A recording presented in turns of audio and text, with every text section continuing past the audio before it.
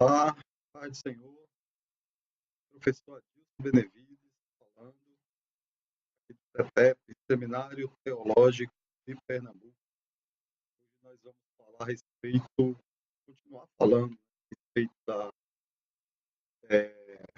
introdução à teologia. E, na verdade, essa matéria se propõe, como o próprio nome já diz, ser uma introdução. Nós não vamos adentrar aos tópicos muito profundamente, mas vamos falar de maneira superficial. Eu já falei em outras aulas a respeito da teologia, ou doutrina de Deus, e hoje pretendo falar um pouco a respeito da história, né? História da igreja. Também. Vamos falar assim de maneira sucinta, resumida, sobre a história da igreja hoje, proposta na aula de hoje. Então, queria começar dizendo que a igreja ela foi fundada pelo próprio Jesus, certo? Se há o que falar da Bíblia, olhando para o Evangelho de Mateus, tem a Bíblia como leitura, né? Mateus, capítulo 13, ou melhor, 16, Mateus, capítulo 16. E tem um trecho lá chamado A Confissão de Pedro, a partir do verso 13, que diz assim: chegando Jesus à região de Cesareia de Filipe, perguntou aos seus discípulos: quem os outros dizem que o Filho do Homem é?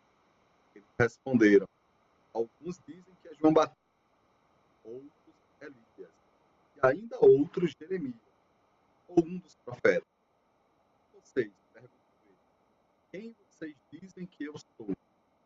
Simão Pedro respondeu: tu és o Cristo, o Filho do Deus. Respondeu Jesus: feliz é você, Simão, Jonas, porque isto não te foi revelado por carne e sangue, mas meu Pai que está no céu, o meu Pai que está no céu. E eu lhes digo que você é Pedro, e sobre esta pedra edificarei a minha igreja, e as portas do inferno não prevalecerão contra ela. Eu te darei as chaves do reino dos céus. Se você ligar na terra, será ligado nos céus. Se você ligar na terra, e o que você desligar na terra, será desligado no céu. Então advertiu seus discípulos que não contassem a ninguém que ele era o Cristo. Então temos que essa coisa, igreja, ela não é uma invenção humana. Ela foi começada, idealizada, criada pelo próprio Senhor Jesus. É um ponto que frisar aí bastante você. A criação da igreja foi definida pela própria. Só que essa questão de igreja, ser igreja, né, definição de igreja, antes de falar um pouco de história, vamos olhar para o passado, vamos pensar que no Antigo Testamento a igreja ela era conhecida, sempre conhecido como um ajuntamento de pessoas. A palavra, na verdade, hebraica, usando os termos do Antigo Testamento, né, era, na verdade, uma palavra chamada carral, né?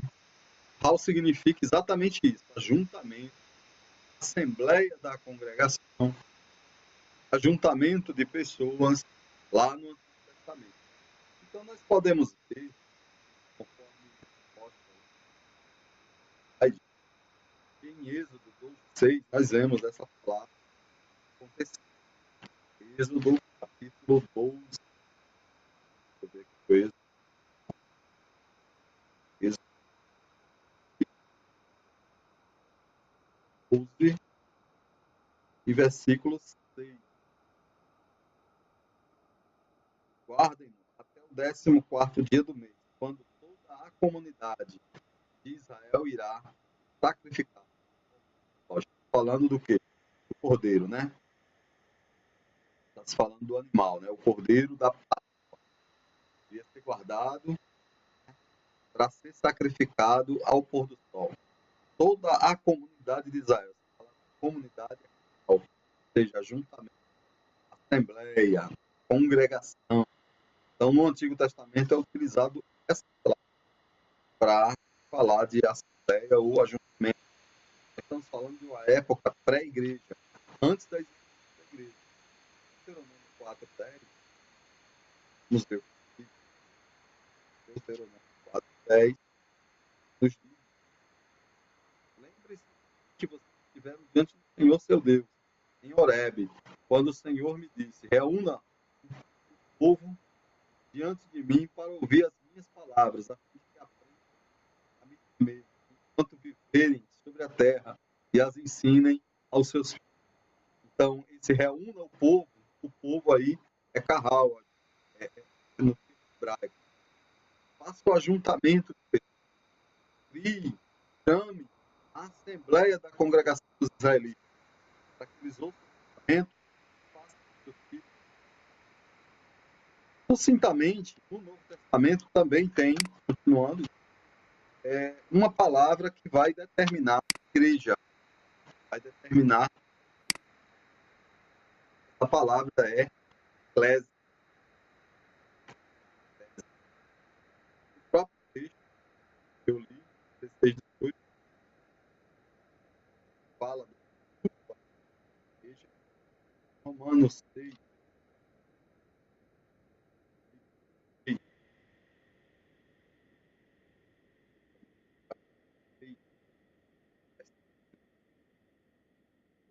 o salário do pecado é a morte, para Deus é a vida.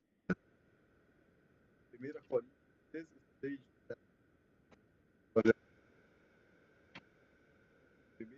1 Coríntios 16, as igrejas da província da Ásia enviam-lhe saudações. Filiáquila os saúdo afetuosamente, Senhor.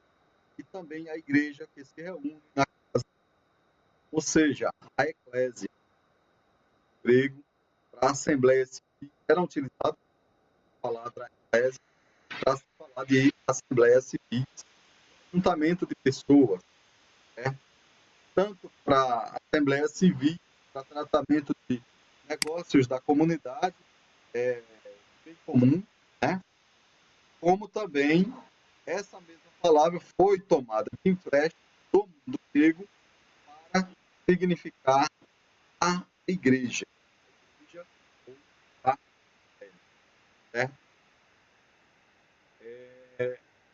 Mas já na segunda metade, houve uma mudança. O surgimento de heresias tornou imperativo a enumeração de alguns vai se conhecesse verdadeira igreja, igreja católica ou igreja universal. A palavra católica ela quer dizer exatamente a igreja universal, está em todo lugar, certo? Então, vamos entender, né, que tanto no Antigo Testamento eu tenho uma palavra que é um ajuntamento de pessoas, quanto no Novo Testamento eu tenho uma palavra que aí funda-se a igreja, né? A chamada eclésia, né? O termo eclésia, porém, geralmente designa a igreja neotestamentária, ou seja, a igreja do Novo Testamento, que foi ordenada por Jesus, foi criada por Jesus, mas ela só é fundada em Atos 2. Ela só é fundada no dia de Pentecoste, com a descida do Espírito Santo, ou seja, Jesus ordena e o Espírito Santo é que funda a igreja, né, a era da igreja, o momento da igreja, que é em Atos capítulo 2. Tá certo? O primeiro século da era cristã vai se passando, os apóstolos vão envelhecendo, eles acabam tendo a ideia de preservar as palavras do Senhor Jesus, conforme eles haviam dito, conforme ele havia dito. Havia, naquela época,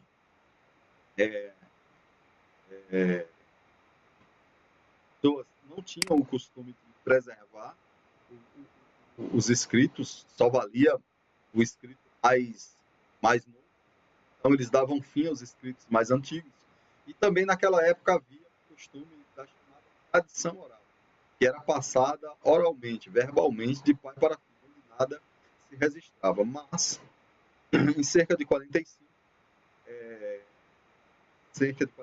depois de Cristo, né? Cristo desce sobre Pôncio Pilatos e morre em 33, e em 45, realmente, quase 15 anos depois, surge aí primeiro livro do Novo Testamento. Alguns dizem que era a primeira carta aos Tessalonicenses. Outros dizem que é a carta escrita por Tiago, meio-irmão de Jesus, que não era apóstolo, mas foi líder da igreja em Jerusalém. Certo? Os evangelhos mesmo só vão surgir a partir da década de 60, ou seja, quando quase 30 anos já haviam passado da morte de Jesus. Evangelhos, né, de João, de Marcos, de Lucas, né, e de Mateus. Quatro da nossa Bíblia figura no Novo Testamento de maneira universal, certo? Mas nessa época a igreja, ela na verdade era conhecida como um braço do judaísmo. Era uma seita judaica, né? As pessoas não tinham a igreja como um organismo que tinha a identidade própria dela. Então, escreve Gálatas. Gálatas é um divisor de águas que acaba por separar a igreja do judaísmo definitivamente, onde ele fustiga, impede que os judaizantes continuem seu trabalho de judaizar a igreja, querer que eles guardem a lei e os mandamentos da lei, os mandamentos que eu falo cerimoniais da lei, né? Isso causou uma polêmica. Houve o primeiro concílio de Atos 15, se você conhece bem o Novo Testamento, você deve saber disso. Mas as décadas vão se passando, né? E os apóstolos vão envelhecendo, a maioria deles vai ser morta, assassinada, massacrada, martirizada. Paulo foi decapitado, provavelmente no ano 67 ou 68 depois de Cristo, juntamente com Pedro, na mesma cidade, embora não tenha sido simultâneo, mas foi na mesma cidade de Roma. Isso conforme a tradição cristã. Não, conta-se, acredita-se, né? A tradição é que diz isso, certo? A Bíblia não afirma, mas a tradição afirma isso. Eu costumo confiar que essas informações eram de extrema confiança, né? Foi que chegou até nós hoje, né? Paulo morre decapitado, Pedro morre crucificado de cabeça para baixo, enfim, todos os apóstolos vão morrendo um após outro, eles se espalharam pelo mundo antigo, então, uns foram para a África, outros foram para a Índia, outros foram para a Ásia, outros foram para a Europa. Dizem, né, conforme Romanos nos conta, Paulo tinha planos de ir para a Espanha. Alguns acreditam que ele até foi à Espanha, outros acreditam que ele tenha chegado até as ilhas da Grã-Bretanha, as ilhas britânicas, e tenha evangelizado lá, né? Mas aí nós não temos como comprovar isso. Isso tudo nós estamos falando do primeiro século. Os apóstolos, eles vão morrer, e o último a morrer é João. João, ele é o único que não morre martirizado. Embora haja uma tentativa do imperador da época de matá-lo, de martirizá-lo, né? Mas ele milagrosamente, inexplicavelmente, sobrevive após ser lançado em uma taça de azeite fervente.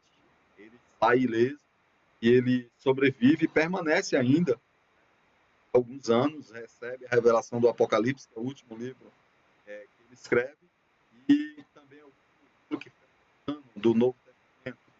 Nós estamos chegando na beira do século II, já no ano 100. Né? João não vai tanto tempo vivo, provavelmente 95. João é o último a morrer, morre de morte natural, né? Depois da sua prisão e libertação da ilha de Patmos, né? Mas ele morre. E os seus discípulos prosseguem, né? Papias, Inácio, Justiniano, Justino Marte, melhor dizendo, e tantos outros, né? Inácio de Lyon, no século II. Os nomes são muitos, eles se tornam, então, os guardiões da doutrina apostólica. Eles receberam dos apóstolos e eles permanecem seguindo naquela mesma linha que os apóstolos haviam dado, guardando a doutrina, sã doutrina, lutando contra as seitas. Inclusive, desta luta luta contra as seitas é que surge a teologia, porque até então não havia. Mas, devido às acusações às quais os cristãos estavam sendo submetidos, né, criou-se a necessidade de dar uma resposta. E Justino Mártir foi um dos que deu essa resposta, um dos primeiros apologistas.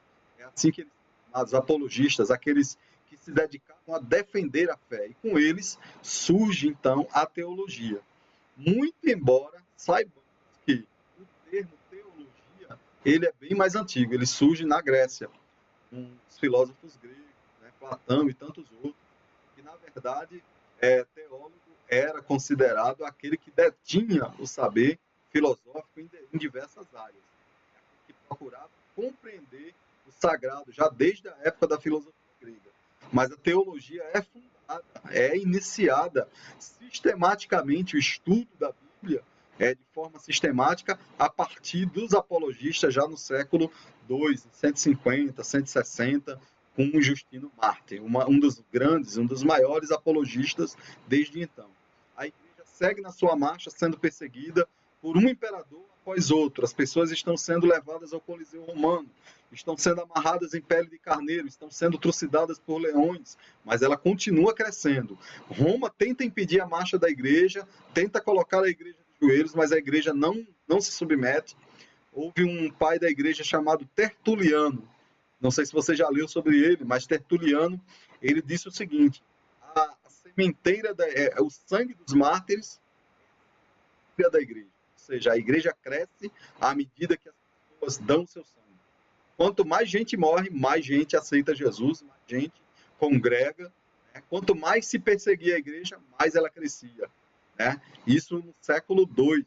E as perseguições continuam até o século III, né? Século IV, quando o Constantino entra, senta no trono, primeiro imperador cristão. Eu não vou entrar no mérito de debater se foi bom, se foi mal, né? Mas até ali a igreja cristã já tinha enfrentado os judeus, principalmente os judeus. A primeira batalha teológica foi a primeira heresia contra os judeus, porque os judeus não aceitavam a Jesus Cristo, não aceitam até hoje, e perseguiam os cristãos. Então, foi o primeiro embate para tentar livrar a igreja do judaísmo, ou seja, não deixar que ela se judaizasse, foi justamente contra os judeus. Depois vieram gnósticos, depois vieram tantas outras seitas, sabelianos. Aqui nós temos no século III, IV, vai até o sétimo século, o donatismo, né? O donatismo. Foi o donatismo. O donatismo foi uma cisão, né? Um cisma na igreja do norte da África. Na época, o norte da África ele era evangelizado, já tinha sido evangelizado, e alguns bispos ali, principalmente um bispo chamado Donato, que tomou conta de duas cidades, igrejas em duas cidades, não sei se em Cartago, outra cidade, eu não me recordo o nome, né? Mas ele se opôs a que, nesse meio de perseguição, porque a igreja estava sendo perseguida, estava sendo trucidada, as pessoas estavam morrendo por causa da sua fé, muitas pessoas negavam a fé, negavam a Cristo, permaneciam vivas. Quando a perseguição voltava, elas queriam se voltar à igreja, nada mais natural. O Donato, bispo da África, ele não queria essas pessoas na igreja, ele não aceitava de forma nenhuma que essas pessoas recebessem o perdão, né? O perdão dos seus pecados por haverem um dia negado a fé. Essas pessoas, na verdade, elas acabaram se tornando aí, tem um nomezinho para elas, chamado traditores. Traditores. Quem eram esses? Cristãos que negavam a sua fé durante a perseguição. No caso aqui, a perseguição de Diocleciano, do ano 303 ao ano 305, e depois foram perdoados e admitidos na igreja. Bem, Donato não aceitava isso, então ele criou um ensinamento donatista que visava impedir que essas pessoas voltassem de novo para a igreja. Ele não queria. Ele não queria essas pessoas que uma vez haviam negado a fé. Entre essas pessoas que haviam negado a fé, haviam bispos também. E entre esses bispos, naquela época havia a escolha do líder. E, e Donato, uma vez, ele se opôs a um determinado cidadão, eu, se eu não me engano, era siciliano, a que ele assumisse ao posto de Papa, porque ele havia, segundo Donato, negado a fé na perseguição de Diocleciano, conforme eu lhes falei. Bem, houve um cisma na igreja, um pedaço da igreja na África ficou donatista, o outro pedaço da igreja universal, ou católica, ou única, permaneceu seguindo ao Papa que por eles foi levantado, né? Mas a igreja continuava lutando contra o donatismo, uma outra seita da época, o novacionismo, certo? E também não aceitava, era praticamente igual ao donatismo, não aceitava que aqueles irmãos, líderes ou não, leigos ou teólogos ou não, voltassem à comunhão da igreja e ministrassem os sacramentos depois de haverem negado a fé cristã. Isso causou um cisma muito grande, foi muita dor de cabeça.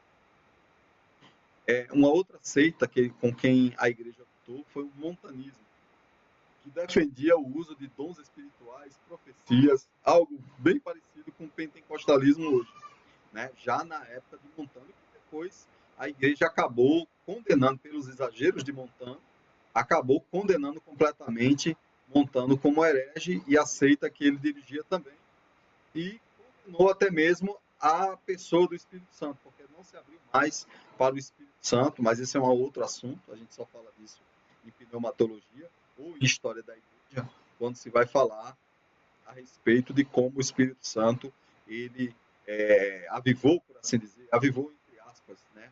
Trouxe nova vida, trouxe novos dons e foram empregados na igreja. E só no século XIX, final do século XX, né, na Rua Azusa, século XIX, certo? Mas como a igreja ela vai crescendo e ela percebe a necessidade de se institucionalizar. Precisava organizar a casa, precisava definir em que acreditava. Então, havia a reunião dos bispos e essa reunião era chamada de concílio, onde eles debatiam os assuntos referentes à fé e acabavam definindo qual era o assunto ortodoxo e qual era o assunto que deveria ser tido como herege. A igreja cresce, continua sua marcha, mesmo com Constantino. Constantino é o primeiro imperador cristão, não sei se você conhece a história, mas diz a lenda, né? Conta-se, acredita-se.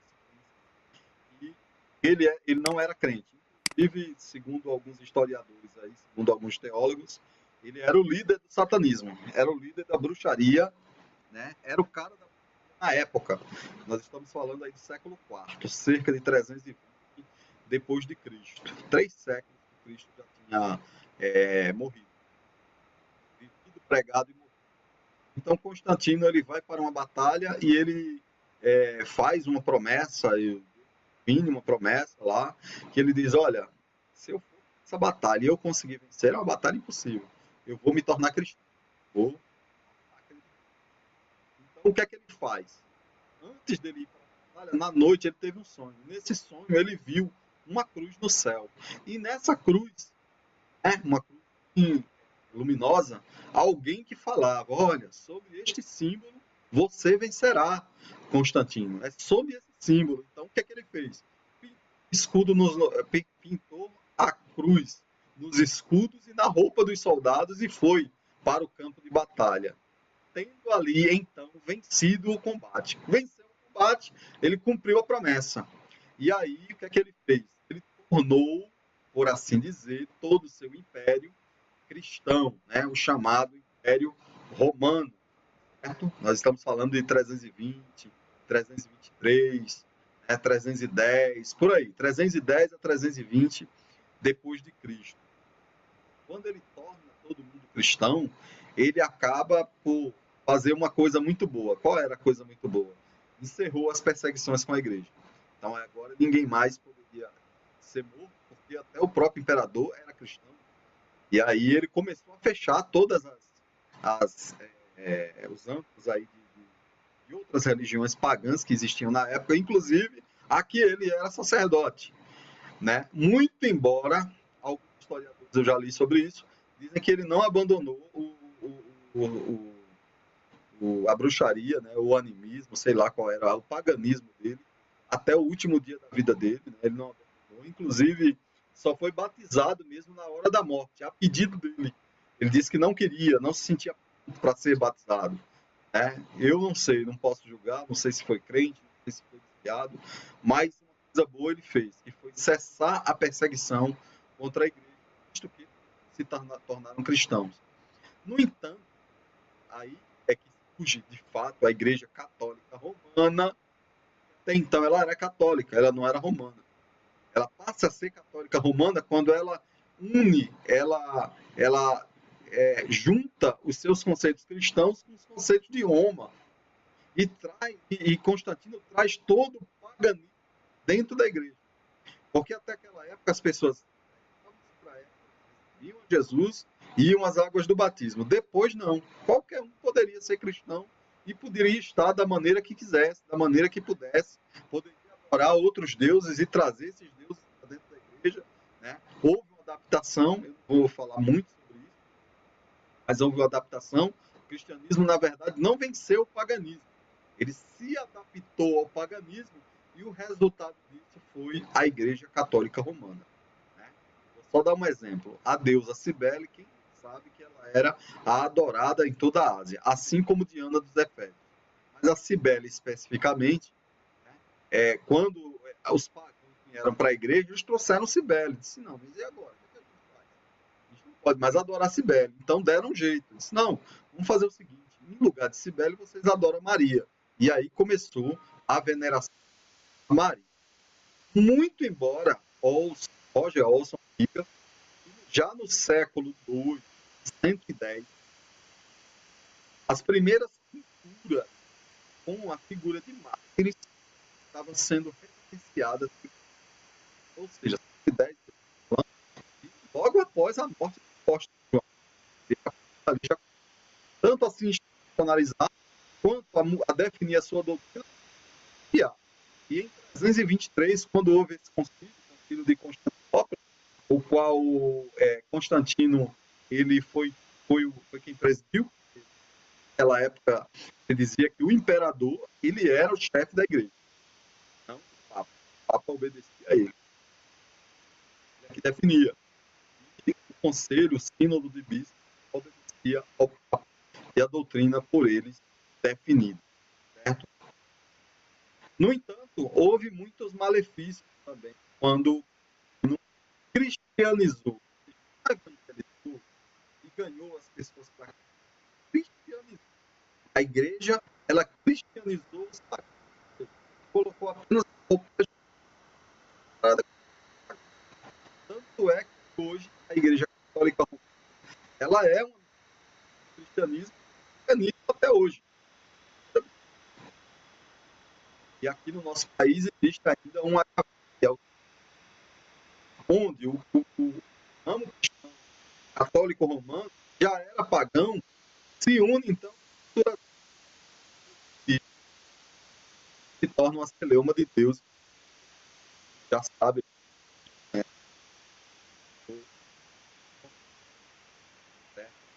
Bem, a igreja continua a sua marcha em 1000 por conta das vendas de indulgência. O monge chamado Martinho Lutero enfrenta a fúria de Roma e rompe com Roma, né, e funda a reforma. Ou seja, a partir dali começa o protestantismo. O protestantismo, na verdade, é uma resposta ao catolicismo, ao erro, ao desvio do Novo Testamento que o catolicismo ele tomou. O protestantismo, na verdade, é uma tentativa de fazer voltar a igreja para os moldes do Novo Testamento. Nós temos dentro da igreja cristã dois cismas. Primeiro não foi na época da reforma, foi em 1054, quando a igreja católica romana do leste ela se separa da igreja do oeste, da igreja católica do oriente, chamada igreja católica antiga ou igreja ortodoxa, tanto ortodoxa ortodoxa grega quanto a ortodoxa russa. Eles se separaram em 1054 por causa de uma decisão, um debate a respeito da procedência do espírito. Procede do filho, procede do pai. Então, uma pensava que procedia do filho, a outra. Eles não entravam em acordo em relação a isso. Ao mesmo tempo, a igreja no Oriente, que era muito grande, imensa, ela nunca aceitou,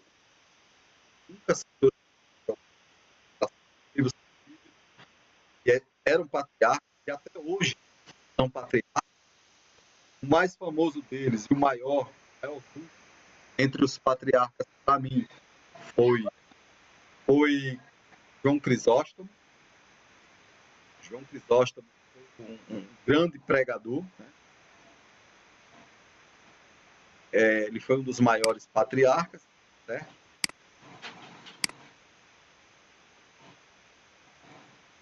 Bem, continuando, a igreja ela permanece aí, uma reforma, quando Martinho Lutero vai e rompe com a igreja, outros acompanham, outros estados além da Alemanha, né? A Genebra, Suíça, com Zwinglio, revolta-se contra Roma, segue o mesmo ritmo.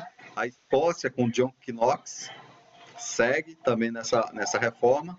E Calvino, que é o grande vulto da reforma, que vem para Genebra aleatoriamente, quase que a contragosto, e sistematiza o pensamento teológico reformado, certo? Que até então não existia. Existia o pensamento, a doutrina, né, mas a sistematização do pensamento reformado, isso se deve a Calvino, certo?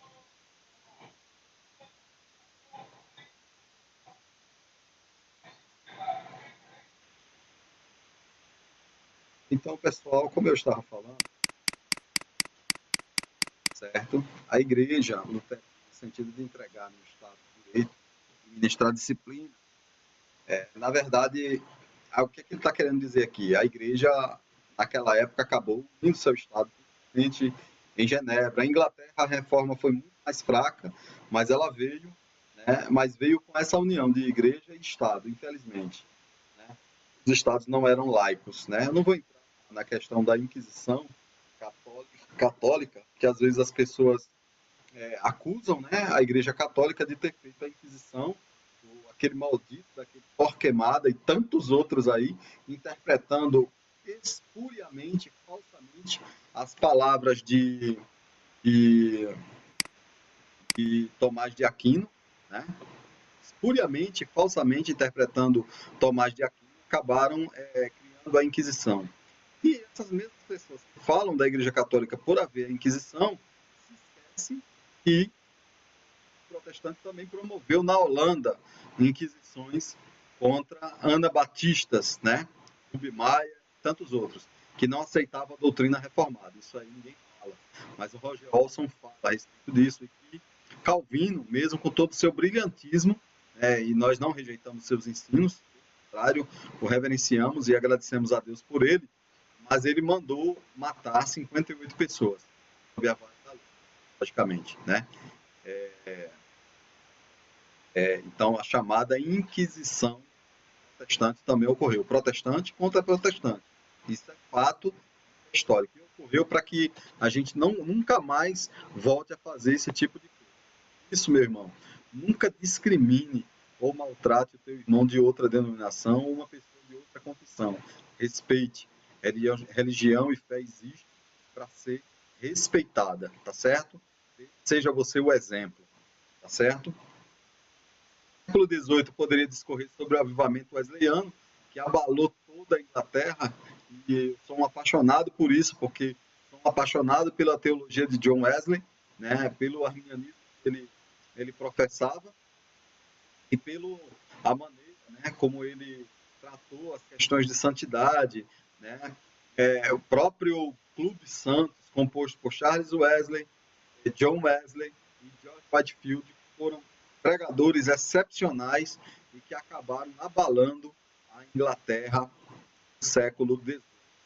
Note bem, não existe uma revolução inglesa, existe Revolução Industrial.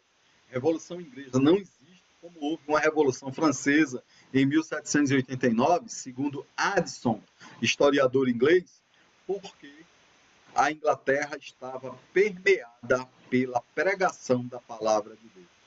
Isso é fato, né? Através das sociedades metodistas. O século XVIII vem e a nuvem negra do liberalismo teológico toma conta, muita coisa em termos de dogma já definido para a igreja, e mesmo a igreja católica ou protestante, acaba sendo solapada, a própria palavra de Deus acaba sendo solapada, por como Harnack, Emmanuel Kant e tantos outros, Schleiermacher e por aí vai. E no século XX, uma luz brilhou no fim do túnel com o Manifesto Fundamentalista de R.A. Torre e tantos outros que brilharam no lado fundamentalista em defender as doutrinas de nossa fé. Mas aqui eu queria tirar o meu papel e dar a minha consideração especial a um teólogo que amo muito, chamado Karl Barth, que foi a pessoa que se colocou no centro entre o liberalismo e o fundamentalismo, solapando tanto um quanto o outro. Mas, na verdade, o trabalho dele visava dar uma nova visão da ortodoxia cristã, certo? Criticando e destruindo a teologia liberal, que dava conta de que a palavra de Deus não poderia vir como revelação ou ser fonte de doutrina para nós. Ele instaura, ele restaura a teologia da palavra de Deus.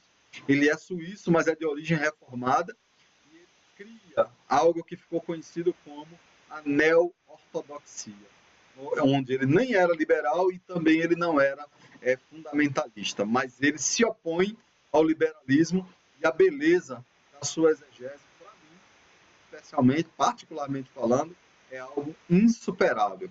Alguém já disse, só é comparado a uma pessoa em termos de produção literária, que seria uma outra pessoa por quem também eu sou apaixonado, que é o teólogo católico chamado Aquino. Escreveu muito.